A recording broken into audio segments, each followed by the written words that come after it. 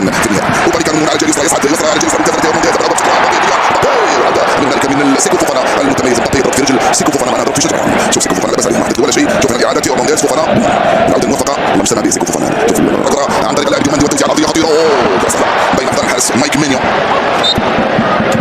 التدخل البدايه ما زالت ايفواريه لفتره قصيره. تيو مونديز يضغط الكره ما زال محاوله من ديكيتي حاولت الاستحواذ على الكره من هنالك عن طريق ديوماندي وكذلك واي على جانب اللاعب اوليسي خطير من يحيى فوفانا تمكن من الكره اوليسي. انا اتوقع انه سيدير رابيو تيو رابيو لم يمر رابيو الحكم على اللاعب خلى اللاعب حكم المباراه بعدين ارتعصت خطا رابيو نادي الميلان صار عميدا لاعبين طويل قدامه في المنتخب الرابع. راين شيركي كيليان مبابي حاول يمر مبابي مازال يرجع للخلف رابيو اوليسي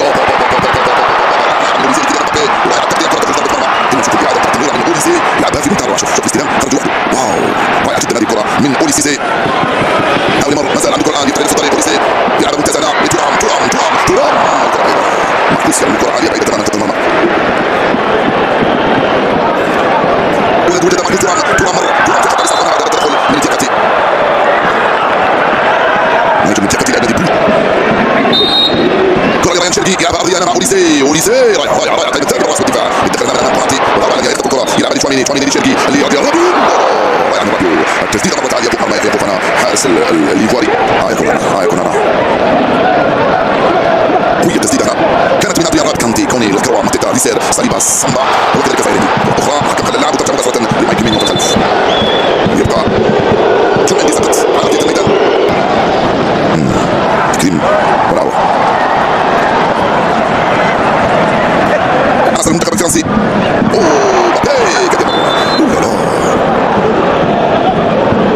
وصلت هنالك لكيسي فوفانا ضيعتها ترجع في اتجاه الخطا. ميكائيل اوليسي كاد يفتح مجال التسجيل المنتخب الفرنسي. هذه كرة اوليسي الاصعب في المباراة لحد الان بعد 20 دقيقة بعد استلمها ودخل بها وضربها بين احضان يحيى فوفانا الذي التقن من عند مبابي. راين شيركي كرة سريعة من على الجهة رائعة جدا اللعبة الرباعية هنا وتيو مونديز تمر لم تكن موفقة وراحت سلامة الايفاريين وتلعب هنالك على الجهة اليسرى من العمق عند اللاعب واي في العمق. فوفانا يرقب امام ادريان رابيو مازال فوفانا يدخل فوفانا ارضية خطيرة رصية من هنالك مرة سلامات من قبل سيمون ادينغرا مهاجم نادي موناكو الفرنسي. راين شيركي من هناك ترام راين مازال ترام راين شيركي سوف تفاعل ترام وتقدير من دوي يفتح التماس ما زالت ترام مبابي تيو ترام اللعبة كانت جميلة هنا كانت رائعة كذلك اللعبة ثم راين شيركي تعطل وضيع الفرصة. هاي الكرة من مبابي راين كيف يأتي الهدف الأول. راين استلم يسرى وضربها مبابي تجري دفعها خطيرة رصية رائعة الكرة هذه من ذلك في القائمة الثانية كاد يأتي الهدف الأول بعد هذا الارتقاء من أساس الخطوة مرة ثانية ثم الراس الكرة لم تخرج تدخل الآن من تيكاتي من أمام أريان رابيو. مأموريتهم أمام السنغال الفرنسيين هتكون والله صعب. لا الأوقات أوليسي يدخل من العمق أوليسي مازال يستفيد من الخطأ حكم صفر. خطية من ديوماندي طبيعي بيلعب شيركي سلم الكرة شيركي رايان حاول يدخل مازال رايان عنده كرة رايان شيركي رائعة رصية من شواميني والحارس يصد ويخرجها وكليا المنتخب الفرنسي. رايان مع نفسه طلعها بسرعة أوليسي بكيار بابي ادريان رابيو ضاعت الكرة من شواميني خطيرة كاد ادينغرا يفعلها ويسجل الهدف الاول للفريقين. خطا فاتح من شواميني ادينغرا بل الصد من مينيو كان رائعا هنا يا شواميني تفوق عليك ادينغرا العوده من ملكه من اوباميكانو خطرنا شويه اوباميكانو هو اللي عطل ادينغرا مع رايان مبابي اوليسي من الكره سريعه تيو يدخل خلف اوليسي بينيه رايان تيو الدفاع يدخل وينقذ الموقف. رايان يلعب بينيه اوليسي رايان شيركي يدخل شيركي وصل شيركي بينيه شيركي اوليسي القائمه الثانيه دفاعيه دخل مسافه الكره يرجعها وصل ترام رجع ترام لرايان شيركي راين شيركي يوصل الشباك في الدقيقة الخامسة والأربعين من عمر الشوط الأول يستلم يسرى ضربة الركلات وبيمناه في وسط زحمة من الأرجل ومن اللاعبين الإيطاليين والفرنسيين. راين شيركي يسجل ثاني هدفه مع منتخب فرنسا في سادس مباراة لعبها يفعلها رايان وينزل الشباك ويفتح مجال التسجيل لاعب سابق نادي ليون وسط ميدان هجومي في نادي مانشستر سيتي. هاي الكرة واللعبة والتسديدة ثم العودة من أوليسي روعة في القائمة الثانية دفاع صدها ورجعت مجددا لراين شيركي في خطأ من ترام. راين استلم راين راوغ راين خل وضرب بالنافذة اليمنى لمرمى يحيى فوفانا وجاء الجول الأول للمنتخب الفرنسي بعد نضوج محاولات أو ثلاثتين. حكم صفر نهاية الشوط لتفوق فرنسا 1-0 على كوت ديفوار بصعوبة من رايان شيركي في الدقيقة الثالثة والأربعين من الشوط الأول. عودة تقريبكم مع بداية الشوط الثاني بعد الحين بإذن الله تعالى. سلامتك. جينا ياخذ مكانه اكيد وباميكانو مع كوناتي في وسط الدفاع رابيو رفقة شيركي وتشواميني كيليان مبابي تيرام واوليسي الفريق الذي خاض الشوط الاول من عمل هذه المباراة في انتظار معرفة الاسماء التي دخلت مع بداية هذا الشوط الثاني لتاخذ نصيبها وحظها ايضا من المشاركة في هذه المباراة. خط صف الحكم المباراة الدقيقة الثالثة من انطلاقة الشوط الثاني من هذه المباراة. يرجع من الخلف يأكليوش خلال ريان أكليوش مرة ثانية والكرة بعيدة وتروح مباشرة ضربة مرمى لصالح الحارس يحيى أكبرو. ما زال أكبرو يلعب في أكبرو. هي الكرة خطيرة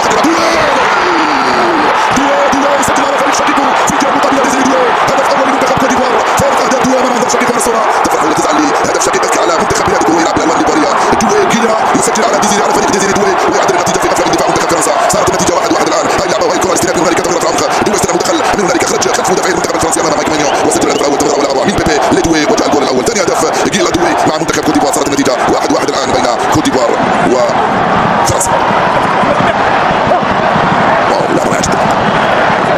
يشجع ريان شركي الخلف يلعب مع لوكاتين يرفع الكره لوكاتين قصيره قائمه اول براس من هذا الترام مره سلامات الكره حتى من الحارس يحيى خوفنا حارس مرمى منتخب كوت ديفوار. لوكاتين رابيو لوكاتين سالع توزيع من لوكاتين في ثانيه خروج موفق على طريق اللاعب بعده ما زالت الخطوره ماتيتا والكره الركنيه. قوه البدنيه ماتيتا هنا وقامته الطويله ولياقته ومهاراته يحتاجها المنتخب الفرنسي امام منظومه دفاعيه قويه يقودها فوفانا. ما يجوز يدخل دفاع نادي تشيلسي وكذلك شركي ياكليوش يرفع الكره قصيره فقط اول براس حتى للحارس يحيى فوفانا. ماتيتا يلعب جلسة من أمريكا لتيرام وماتيتا تيرام محاولة التسديد رائع من محمود تيرام. هذه الكرة مرت على يمين يحيى فوفانا. قوة بدنية كبيرة عند ماتيتا استلم بشكل فرش في الزاوية هنا يعتقد وش يلعب كيف تبص مرة ثانية إيطاليا مسألة الخطورة لعبة من أمريكا البحث عن المهاجم كرة واي لم تكن قوية مش عارف حسنا مسألة الخطورة بيبي تدفع بيبي حتى نقول لا ليس ولا تسدد لكن الكرة خفت يونان يلعبها لفوفانا يدخل فوفانا تسديدة فوفانا مرت على يمين مايك مينيو مش بسبب هذه اللقطة. ريان شرقي على جانبنا وأكليوش أكليوش كيف يفعلها؟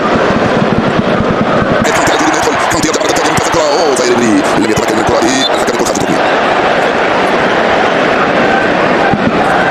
ما زالت الكرة بيكوني لوكاتين يلعب عليها لوكاتين وسع طائرة الراس والدفاع ماتيوش لم يلحق مستمرتين في الخلف. الكرة تروح مباشرة لديوماندي يدخل المدافعين يلعب على الجهة من هنالك في اتجاه بيبي يوديرو هذه الكرة خطيرة وليست المرة الثانية من ماتيو دقيقة قبل الهدف قلت لكم ما لكم لما شاهد الهدف الثاني وجاء الهدف الثاني قلت لكم ما لكم أقول من فرنسا وكوت ديفوار لأنني كان عندي إحساس بأن الكونين سيسجلون هذا